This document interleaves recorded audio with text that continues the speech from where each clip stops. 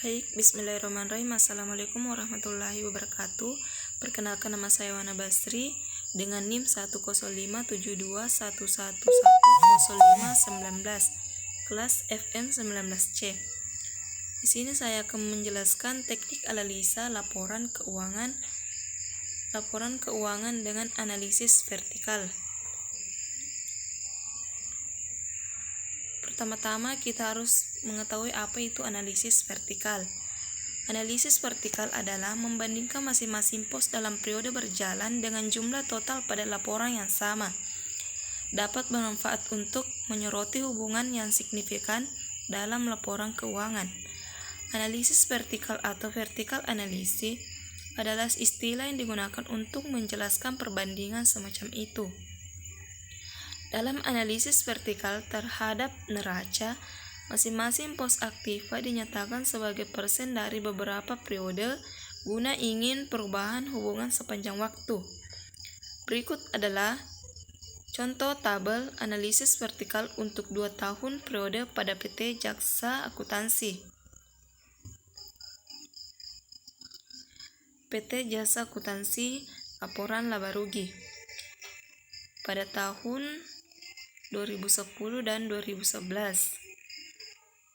Di sini ada pendapatan kehormatan, beban operasi yaitu beban upah, beban sewa, beban utilitas, beban perlengkapan, beban rupa-rupa, total beban operasi, dan laba bersih.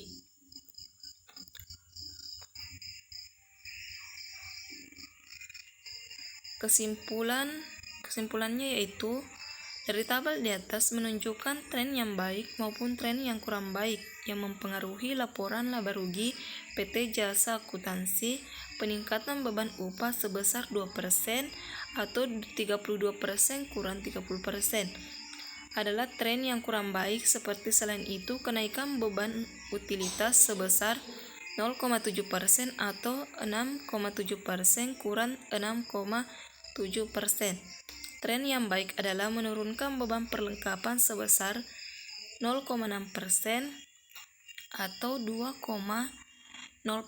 kurang 1,4%.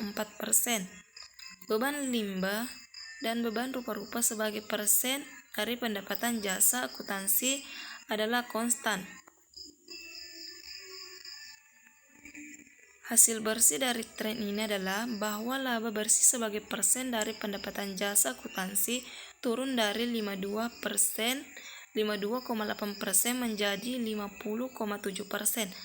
Analisis terhadap berbagai proporsi yang diperlihatkan untuk PT Jasa Akuntansi dapat kami dengan perbandingan terhadap rata-rata industri yang diterbitkan oleh Sosial dengan Jasa Informasi Keuangan. Setiap perbedaan besar dengan rata-rata industri harus sama, lalu untuk kemajuan perusahaan ke depan. Mungkin itu saja yang dapat saya sampaikan mengenai analisis vertikal. Lebih dan kurangnya mohon dimaafkan. Wassalamualaikum warahmatullahi wabarakatuh.